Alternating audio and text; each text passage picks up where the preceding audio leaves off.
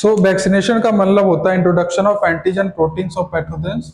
ठीक है, जैसे कोई एंटीजन है जैसे कोई बैक्टीरिया ही है, उसका एक पार्ट ले लेंगे। ठीक है, एंटीजेनिक प्रोटीन जैसे ये प्रोटीन है बैक्टीरिया का, इसका एक पार्ट लेके उसको इंट्रोड्यूस कराया जाता है। ठीक है, पार्ट और होल इनएक्टिवेटेड और वीकेंड पैथोजेंस। ठीक है, या तो इसको इनएक्टिवेट कर देंगे, ठीक है, या वीक कर देंगे।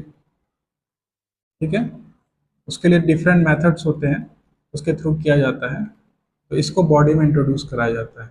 ठीक है,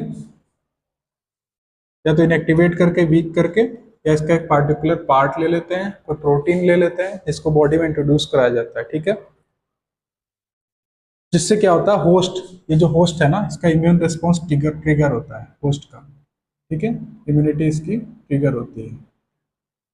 सो यही क्या होता है, हमारा वैक्सीनेशन का प्रोसेस होता है। ठीक है, this is the simple explanation of the vaccination. Vaccination में ये होता है। ठीक है, तो इसके अगेंस्ट ये क्या करेंगे, जैसा हम पढ़ रहे थे इम्यून सिस्टम में, तो ये क्या करेगा, एंटीबॉडीज प्रोड्यूस करेगा। ठीक है, एंटीबॉडीज प्रोड्यूस होंगे किसके द्वारा, बी सेल के द्वारा। ठीक है, अब कौन हेल्प करेगा इसका, टी सेल इसकी हेल्प करेंगे। ठीक है, इस तरह से काम करता है वैक्सीनेशन। तो जैसे ही ये वैक्सीन, जो ये वैक्सीन की तरह एक्ट कर रहा है, ये एंटीजन का पार्ट, ये इनएक्टिवेटेड और वीक एंटीजन जैसे बॉडी में जाता है, तो बी सेल क्या करते हैं, एंटीबॉडीज बनाते हैं। ठीक है, तो ये प्रिंसिपल ऑफ मेमोरी पे काम करता है। ठीक है, इस पे काम करता है, प्रिंसिपल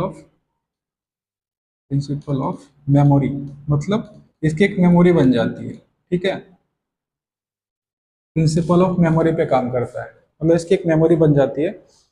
जो एंटीबॉडीज प्रोड्यूस हो रही थी in response to vaccine will have the body to fight against actual infections. ठीक है, अब ये तो कुछ पार्ट डाल दिया, ये इनएक्टिवेट करके, वीक करके बॉडी में डाल दिया, तो उसका इम्यून रिस्पॉन्स बना, उसकी एक मेमोरी बन गई। ठीक है, अब एक्चुअल में जब ये पैथोजन आएगा ना,